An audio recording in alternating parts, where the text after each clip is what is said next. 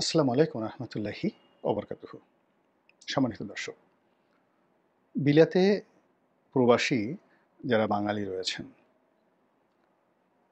এবং সেখানকার রাজধানী লন্ডনের যারা বাসিন্দা, আওয়ামী লীগ করেন, জামাত করেন, বিএনপি করেন, তারা ডক্টর মোহাম্মদ ইউনূসের সাম্প্রতিক যে বিলেত সফর, সেই বিলেত সফরের ক্রিয়া এবং প্রতিক্রিয়া আগামী দিনে বাংলাদেশের রাজনীতিতে কতটা ইতিবাচক প্রতিক্রিয়া তৈরি করবে এবং কতটা নেতিবাচক প্রতিক্রিয়া তৈরি করবে।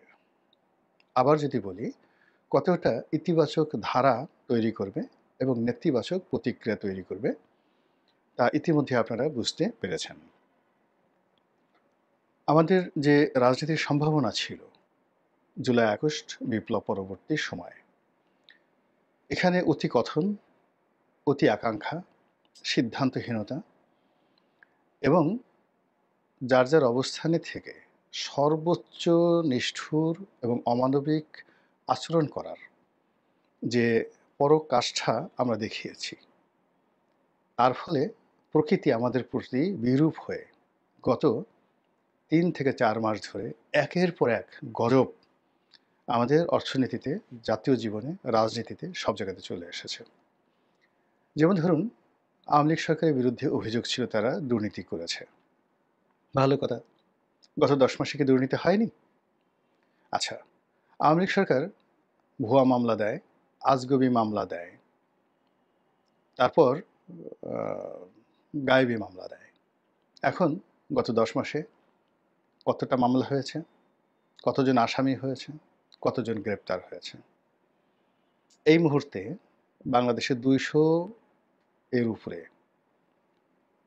উচ্চ পদস্থ সরকারি কর্মকর্তা কারাগারে আছেন, যেটি ইতিপূর্বে বাংলাদেশে, স্বাধীন বাংলাদেশে, এমনকি মুক্তিযুদ্ধের পরেও হয়নি। আওয়ামী লীগের যারা নেতাকর্মী রয়েছেন, তার মধ্যে কেবলমাত্র সাবেক মন্ত্রী, এমপি, এদের সংখ্যা প্রায় ১.৫ শতাধিক জেলখানাতে আছেন। এরপর মামলা,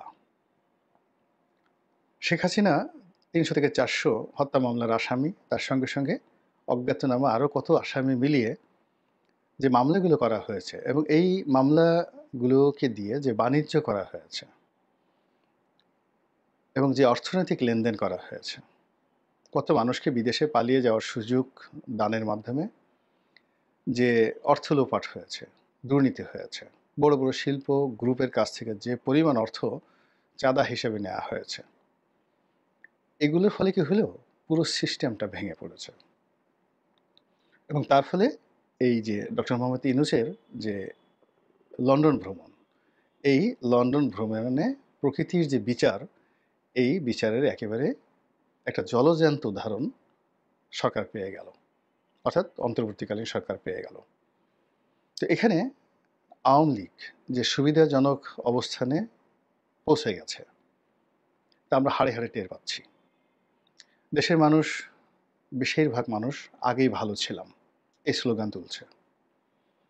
বাংলাদেশের এই যে শাসনহীনতা, বাংলাদেশের এই দুর্বৃত্তপনা, শৃঙ্খলাহীনতা, অরাজকতা, কুশাসন, সব কিছুর জন্য এখন সবাই বলার চেষ্টা করছেন যে এই দেশে এরকম একজন লৌহ মানব বা লৌহ মানবী দরকার। তারা শেখ হাসিনার প্রশংসা করছেন।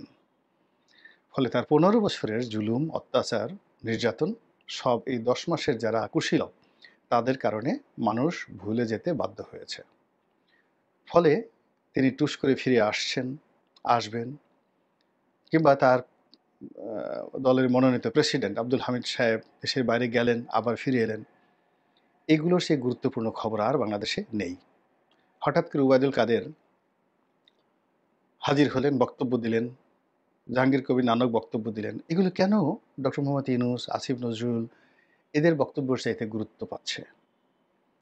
এখন সরকারের এমন কোনো ব্যক্তি কি আছেন যার বক্তব্য শোনার জন্য মানুষ উদগ্রীব এবং পত্র-পত্রিকাগুলো স্বপ্রণোদিত হয়ে এই সরকারের কোনো কর্তা ব্যক্তির বক্তব্যকে লাইমলাইটে আনেন, ট্রেন্ডিং করেন? এটা তো আমরা দেখছি না। ফলে কি হলো, এই সরকারে যারা লোকজন রয়েছেন তাদের গ্রহণযোগ্যতা, তাদের যাকে বলা হয় গ্রহণযোগ্যতার পাশাপাশি তাদের যে নেম ফেম, এটা এমন একটা তলানিতে পৌঁছে গেছে যে ওই জায়গাটিতে বারবার আওয়ামী লীগের নাম আসছে।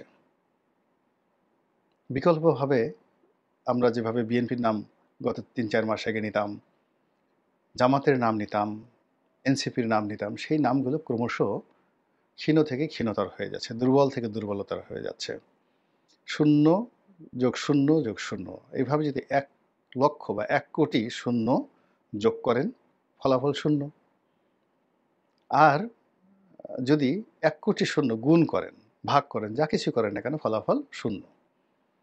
ফলে কি হলো, বর্তমান যে মহাশূন্যতা তৈরি হয়েছে, বিগ ব্যাং তৈরি হয়েছে, মহাশব্দ তৈরি হয়েছে, সেই শব্দের মধ্যে সরকারের সকল কর্মকাণ্ডই রীতিমতো শূন্য হয়ে যাচ্ছে, জিরো হয়ে যাচ্ছে।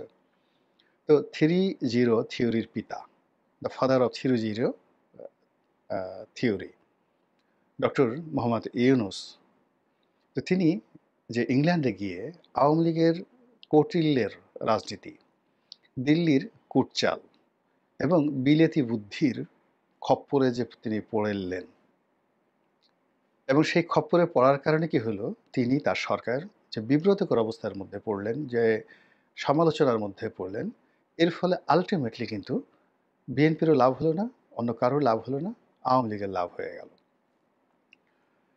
আওয়ামী লীগের লোকজন যথেষ্ট, যাকে বলা হয়, খুশি। এখন বাংলাদেশে ডক্টর ইউনূস সাহেব এসে তিনি হয়তো আরও 10 জন আওয়ামী লীগের লোকে গ্রেপ্তার করতে পারেন, আরও 10টা মামলা দিতে পারেন, ছ্যাঁকা দিতে পারেন, যেভাবে সাধারণত আমাদের দেশে হয়। দুনিয়ার কারোর সঙ্গে যদি কেউ না পারে, এসে ঘরের বউকে আচ্ছা মতো কিল মারবে এবং তার সাথে বীরত্ব দেখিয়ে তারপরে শেষে নিজেদের সেই বীরত্ব প্রদর্শন করবে। তা আমাদের দেশে এরশাদ সাহেব বলেন, অন্যান্য যারা বলেন, ইভেন শেখ হাসিনা যখনই বিদেশে কোথাও গিয়ে কোনো কিছু করতে পারতেন না, সমপর্যায়ের যারা তার প্রতিদ্বন্দ্বী রয়েছেন তাদের সঙ্গে তিনি পারতেন না, তখন তিনি আপন ঘরে সাধারণ জনগণ অথবা নিজ দলের যারা সাধারণ লোকজন আছেন তাদের সঙ্গে তারা শক্তি প্রদর্শন করতেন। এবং এই কাজ করে আওয়ামী লীগ যেভাবে শেষ হয়েছে, বিএনপি যেভাবে শেষ হয়েছে, জাতীয় পার্টি যেভাবে শেষ হয়েছে, এখন ডক্টর মোহাম্মদ ইউনূসের পার্টিও শেষ হতে বসেছে। মধ্যে থেকে যেটি হলো, যা হওয়ার নয় সেটাই হচ্ছে। আপনারা জানেন যে শেখ হাসিনার বোন শেখ রেহানা, তার সন্তানেরা, বড় সন্তান টিউলিপ সিদ্দিকী, ববি সিদ্দিকী এক ছেলে, আরেকজন রয়েছেন রূপন্তী। এর মধ্যে রূপন্তীকে নিয়ে ওরকম কথাবার্তা নেই, just she is a girl.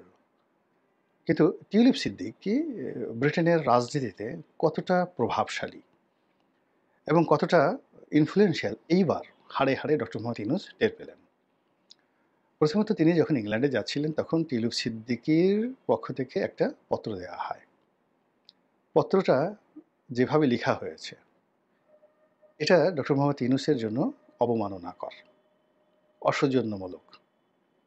এবং ডক্টর মোহাম্মদ ইউনূসের যে বিশ্বজোড়া খ্যাতির যে কথা আমরা প্রচার করি, তার জন্য এটা টিউলিপের যে চিঠির ভাষা, উদ্দেশ্য রীতিমতো চপেটাঘাত।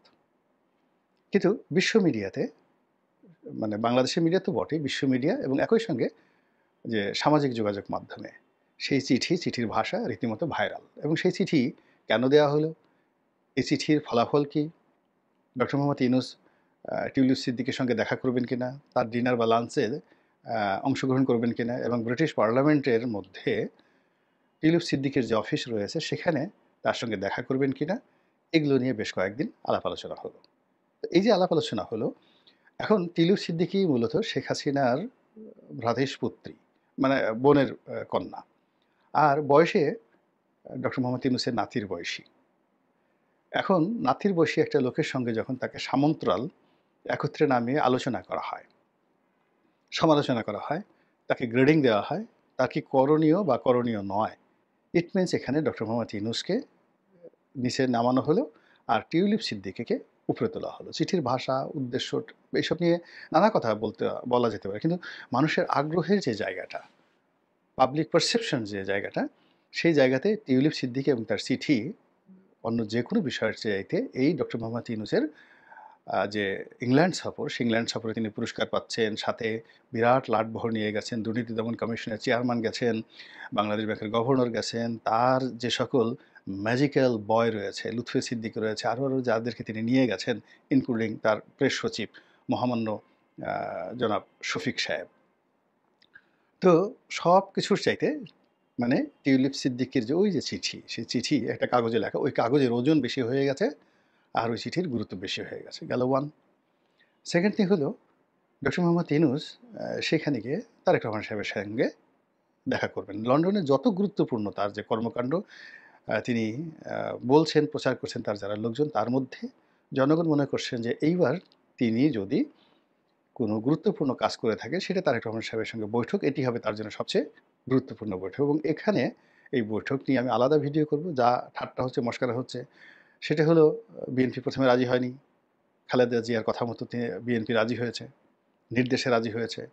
তারেক রহমান সাহেব প্রথমে এই বৈঠক সম্মতি দেননি, পরবর্তীতে তার মায়ের নির্দেশে তিনি রাজি হয়েছেন। এই গেল এক বক্তব্য।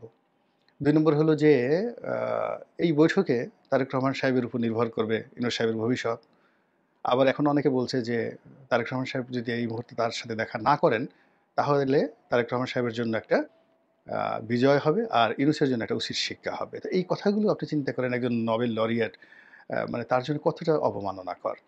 এরপরে যেভাবে তাকে শো করা হয়েছে ইংল্যান্ডে, তাকে তারপরে অং সান সূচিকে, দুজনের নোবেল লরিয়েট, এই দুজনকে একেবারে হাস্যকর ব্যক্তি হিসাবে, ঘৃণিত ব্যক্তি হিসেবে, নিন্দনীয় ব্যক্তি হিসেবে আওয়ামী লীগ যেভাবে উপস্থাপন করেছে এবং ব্রিটিশ জাতি এটা যেভাবে উপভোগ করেছে। আপনারা তো জানেন যে সাদা চামড়ার যারা মানুষ তাদের মধ্যে অহংবোধ থাকে প্রবল এবং তাদের মধ্যে র্যাসিজমটা খুব বেশি।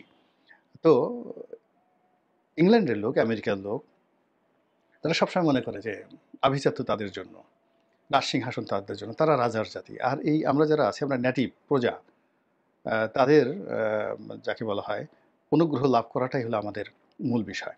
ফলে আমরা যত আগ্রহ নিয়ে, আন্তরিকতা নিয়ে পশ্চিমাদের সঙ্গে সম্পর্ক করতে চাই, এতে করে পশ্চিমারা মনে করে যে এরা সত্যিই আসলে চাকরের বাচ্চা চাকর। এদের সেই চাকর হওয়ার বা কৃতদাসের যে মনোভাব, এটা এখনও যায় নাই। কবে তাদেরকে শাসন করেছি, সেই 1947 ছেড়ে এসেছি, আর এখনও এরা আমাদের পিছনে সেই নিন্দিত প্রাণীর মতো জিহ্বা বের করে আমাদের পিছনে ঘুর করতে থাকে। এটা পশ্চিমারা মনে করে। তো যাই হোক, তারপর আমরা সেই পশ্চিমাদের তাবেদারি হতে পছন্দ করি, পশ্চিমা পোশাক পরতে পছন্দ করি, পশ্চিমা খাবার পছন্দ করি, পশ্চিমা মিডিয়া পছন্দ করি, নানা রকম। তো সেই দিক থেকে ডক্টর মোহাম্মদ ইউনূসের এই যে ইংল্যান্ডের এই সফরটি, সেই সফরে তিনি পুরস্কার নিতে গেছেন। কিন্তু ইংল্যান্ডের লোকজন মনে করছেন যে আমরা একটা পুরস্কার দেব, ওর সম্মান নাই, মর্যাদা নেই, আমাদের এই পুরস্কার নিয়ে ও ভাব দেখাবে। দেখেন, সেকেন্ড থিং হলো যে ওর অভাব হয়েছে, ইমেজ সংকট হয়েছে। ইমেজ এই সংকট থেকে বাঁচার জন্য সে একটা পুরস্কার নিতে এসেছে। থার্ডলি হলো যে এই যে নোবেল-টোবেল যে সমস্ত পুরস্কার পশ্চিমারা দেয়, এটা মূলত তাদের নেটিভ তৈরি করার জন্য। এরকম একজন নেটিভ সেখানে এসেছেন। তারপরে আবার অনেক সাধারণ আমজনতা, এটা হলো রাষ্ট্রীয় পর্যায়ে, আমজনতা মনে করে যে আ নোবেল পুরস্কারের মতো গুরুত্বপূর্ণ পুরস্কার এটা পশ্চিমাদেরই প্রাপ্য। এশিয়ার যাদেরকে দেয়া হয়, এগুলো ঠিক হয় না। এই কি একটা লোক তাকে দিছে না দিছে।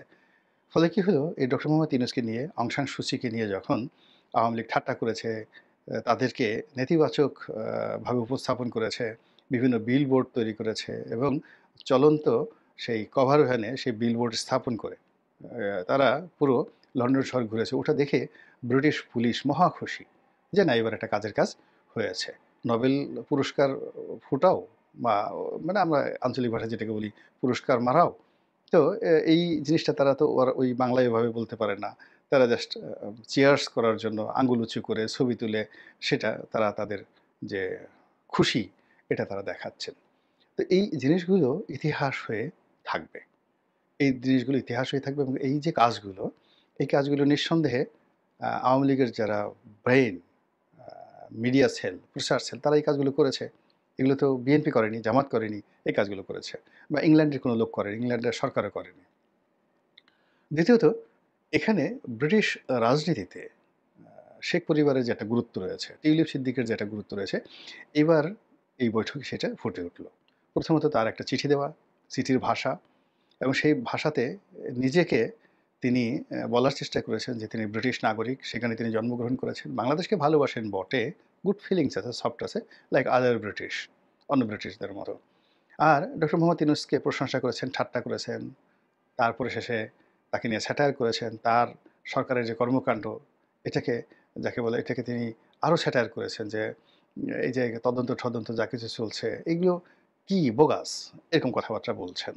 তো সেই দিক থেকে মানে একজন ব্রিটিশ মন্ত্রীর, সাবেক মন্ত্রীর বা এমপির একটা চিঠির যে সমালোচনা করা যেতে পারে, রিগ্রেট জানানো যেতে পারে, বা এটা এইভাবে চিঠি লেখাটা ঠিক না, এই কথা বলার মতো সাহস, শক্তি, ডিপ্লোম্যাসি ডক্টর মোহাম্মদ ইউনূস সরকারের কারোরই নাই।